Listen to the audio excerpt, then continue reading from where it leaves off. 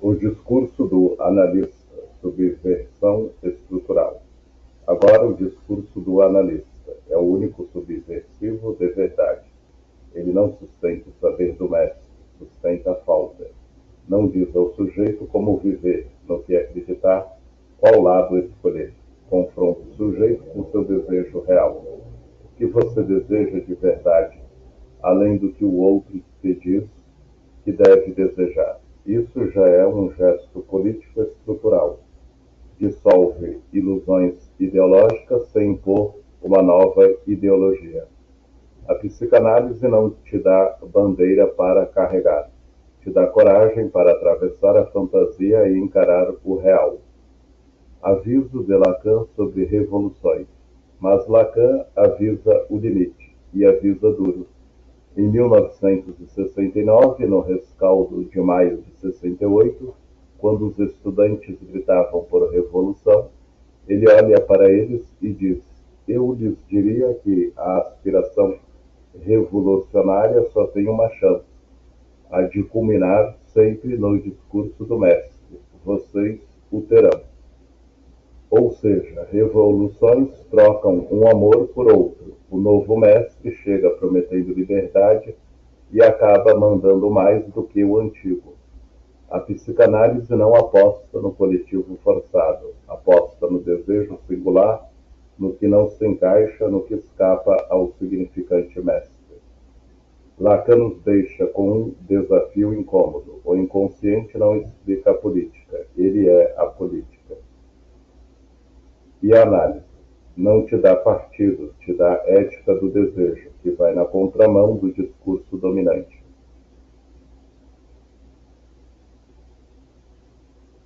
E agora, como isso se sustenta na clínica? O consultório vira palanque ou a ética da psicanálise impede exatamente isso? Fica comigo, o ponto mais delicado vem agora.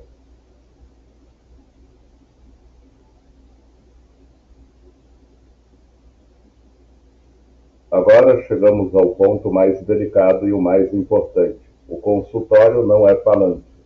O analista não é formador ideológico, coach de causas ou ativista de plantão.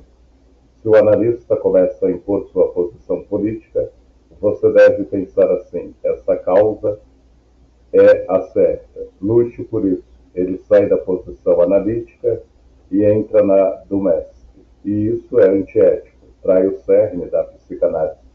A escuta da singularidade, o confronto com o desejo único e irredutível de cada sujeito. Caligares, tom humano e brasileiro.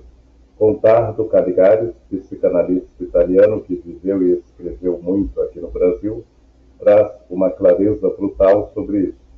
Ele dizia que a vida adulta é sempre menos adulta do que parece. Ela é pilotada por restos e resíduos infantis. A vida adulta é pilotada por restos infantis. Contardo Caligares.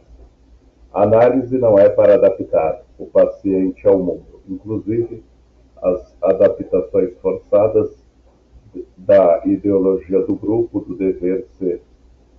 Ela empurra para o desejo autêntico, o que você deseja de verdade, além do que o outro te impõe, incluindo o outro político. Caligares nos lembra muitos discursos coletivos são só resquícios infantis de autoridade, medo de abandono ou necessidade de pertencimento. A terapia revela isso, não reforça.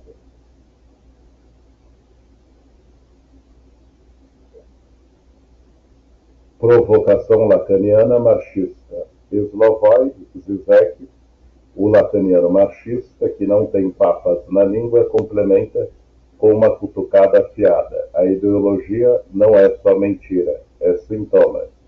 Ela tapa o real, mascara contradições materiais, desigualdade, exploração. Aplicar psicanálise só na ideologia, ignorando as condições materiais reais, trai o marxismo e vira mera crítica cultural inofensiva.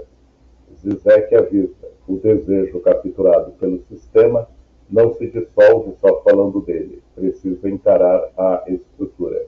Mas o limite é claro. Analisar discursos, sim. Converter o paciente, não.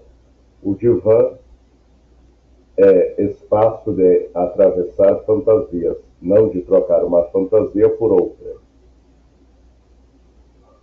Então, pergunta para você: já sentiu um analista ou terapeuta tentando te empurrar para uma visão política? Ou já viu a clínica virar palco de militância? Isso protege o desejo ou o sufoca.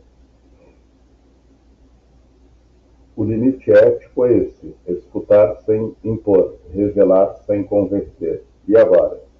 Vamos ver isso na prática, com casos reais que eu mesmo atendi. Fica comigo porque a teoria ganha corpo aqui.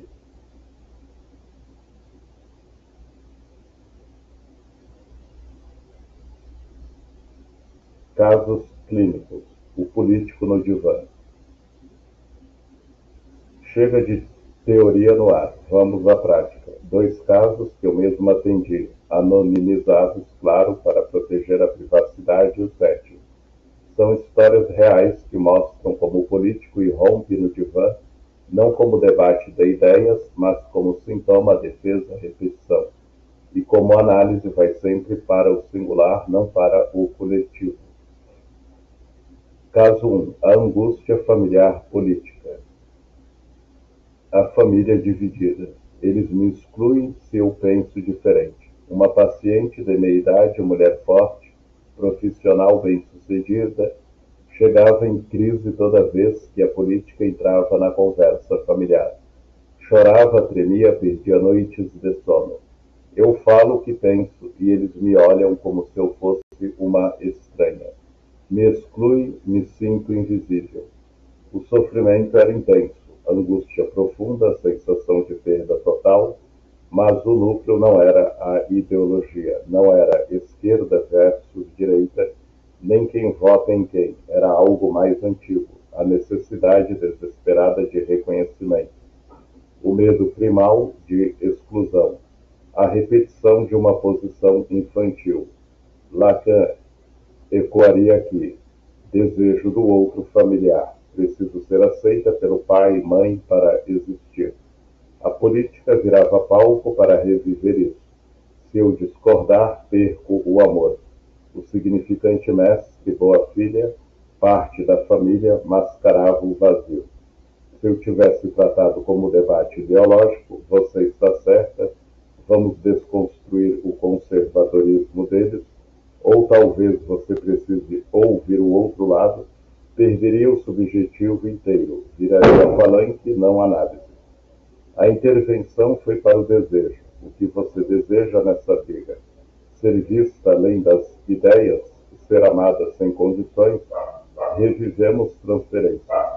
O pai como amo que julga, a família como laço opressivo que exige uniformidade. Resultado, aos poucos, ela começou a falar sem precisar ganhar a discussão.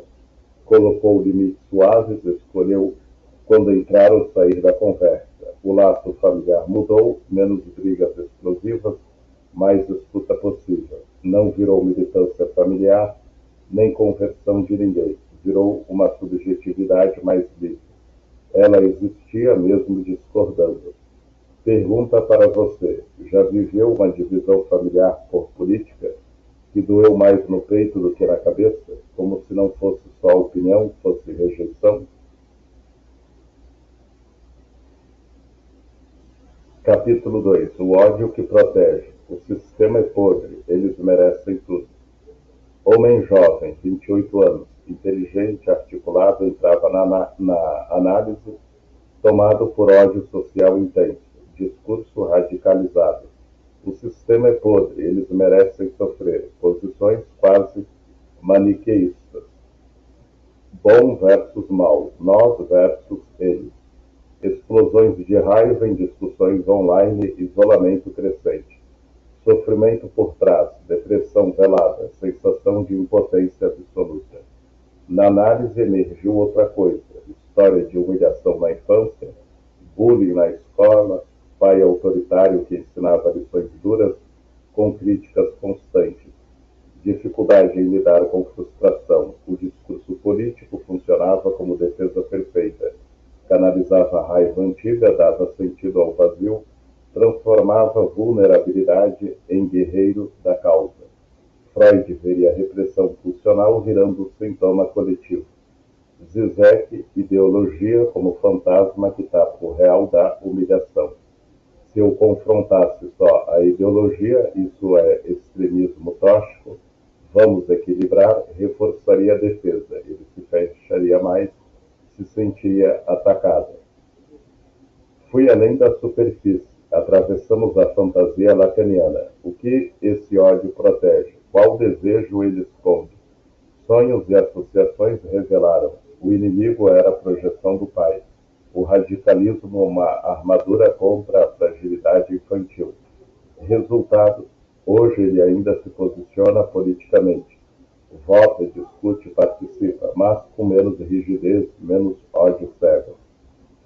Mais desejo próprio. Agora eu luto por mim, não por raiva acumulada. Integração, terapia, mais ação voluntária, em causas que fazem sentido para ele, sem totalização. O ódio diminui porque a vulnerabilidade ganhou espaço.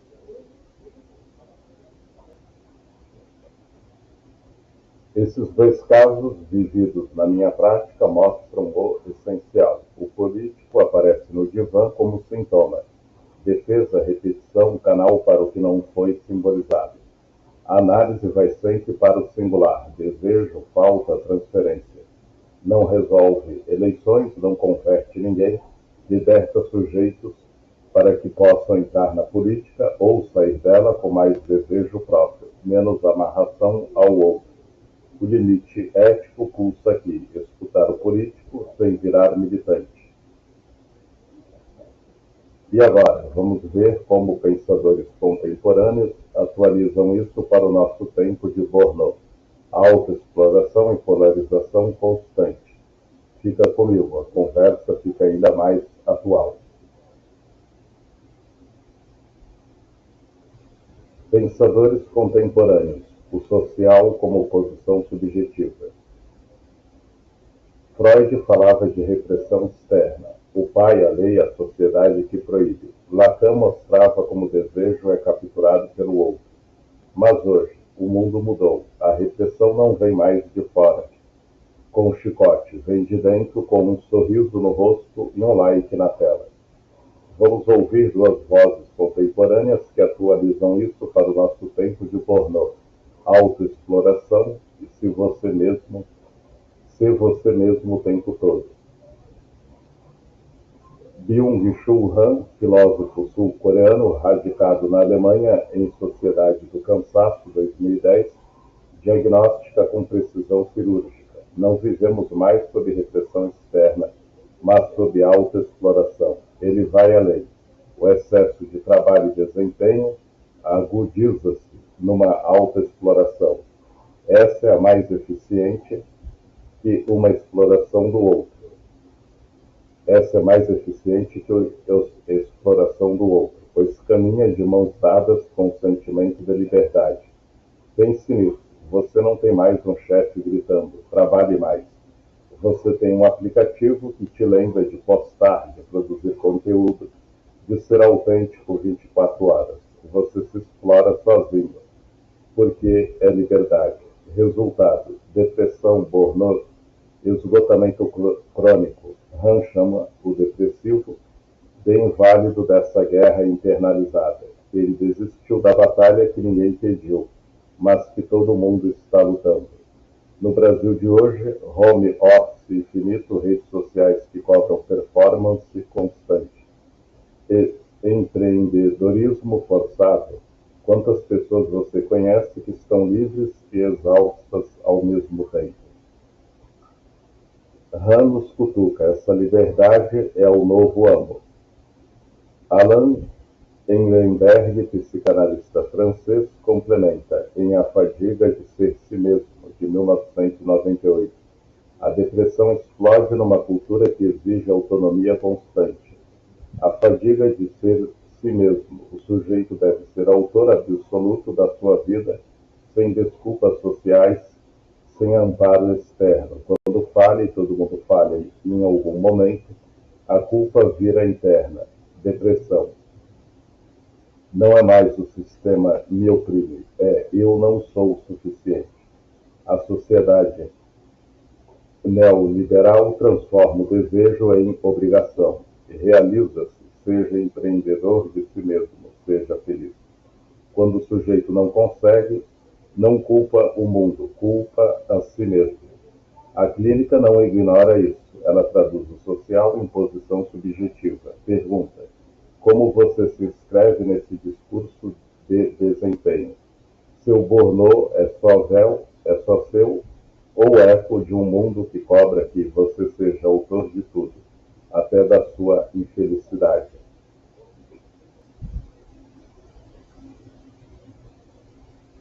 Hahn e Ehrenberg nos mostram o mal-estar contemporâneo não é repressão clássica freudiana, é autoexploração, fadiga de ser si mesmo.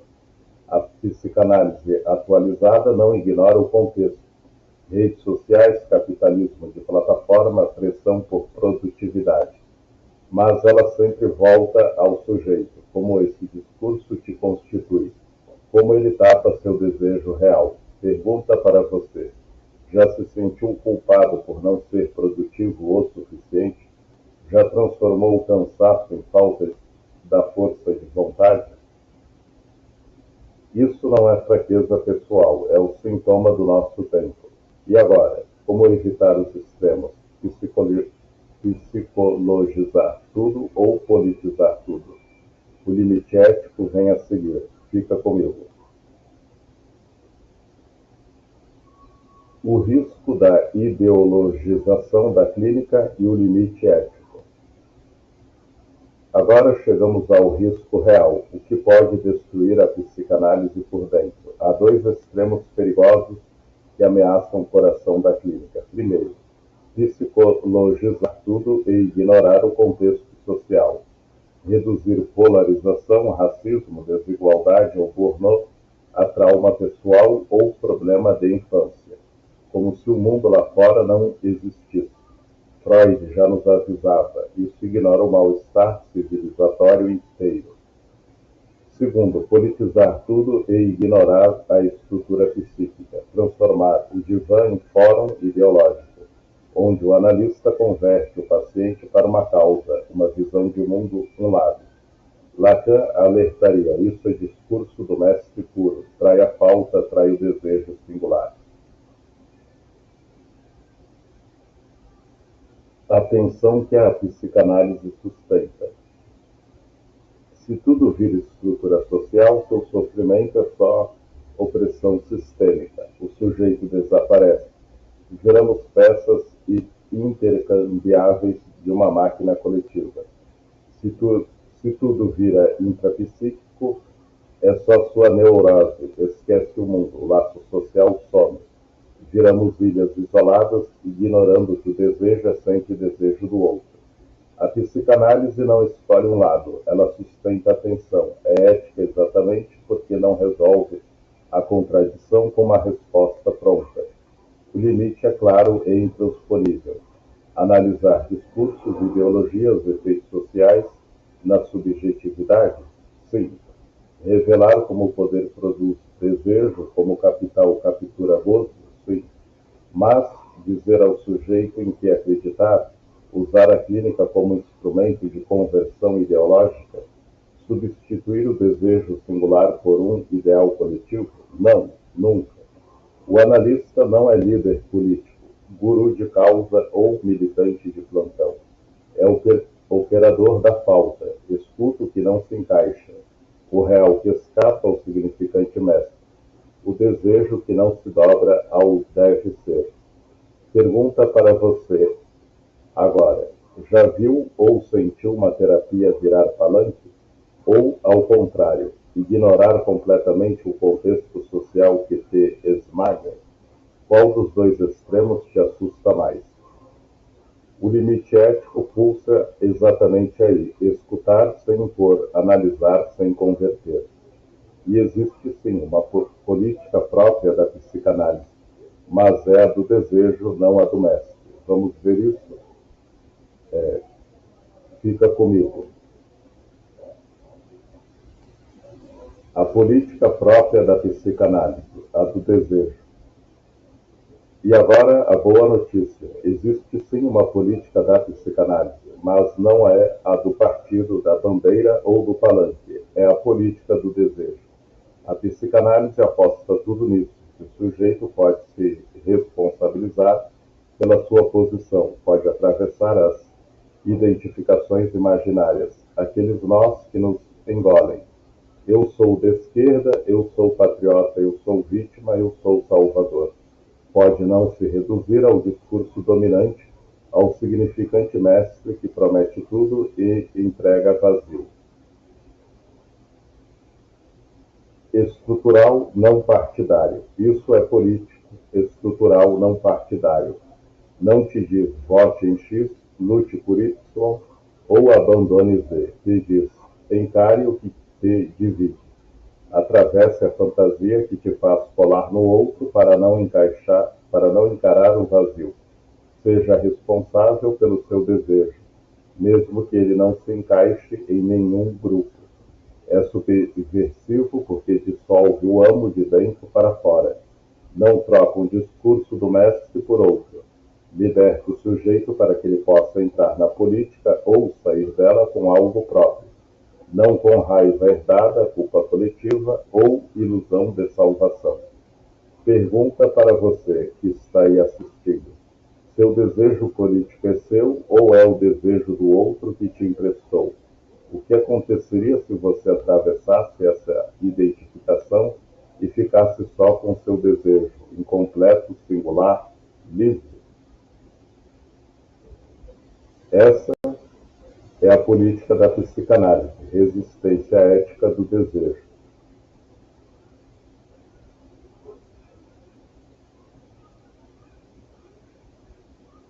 E chegamos ao fim dessa jornada. Vamos fechar com a síntese. Fica comigo.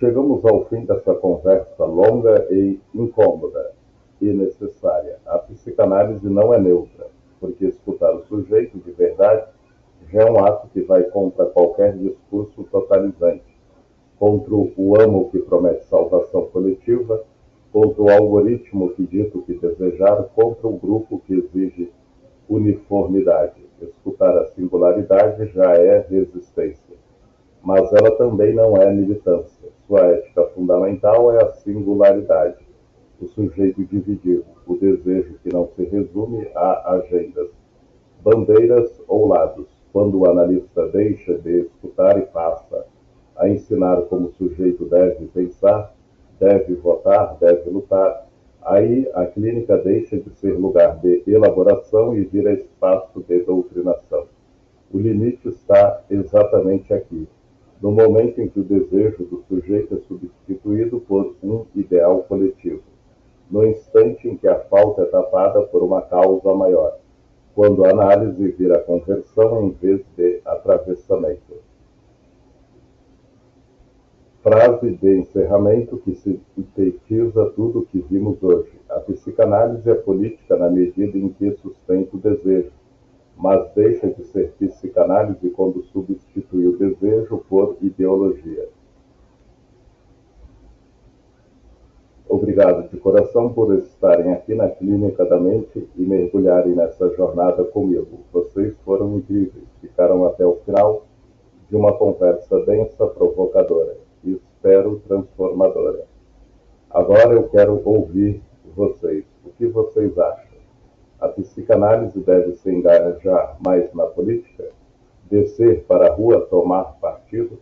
Ou sua força está justamente na resistência ética, na escuta que não se rende ao discurso do mestre? Comente abaixo. Pode ser uma frase curta, uma história pessoal que te tocou hoje, uma dúvida que ficou, uma reflexão que surgiu. Eu leio tudo e respondo nos comentários. Vamos continuar essa conversa juntos.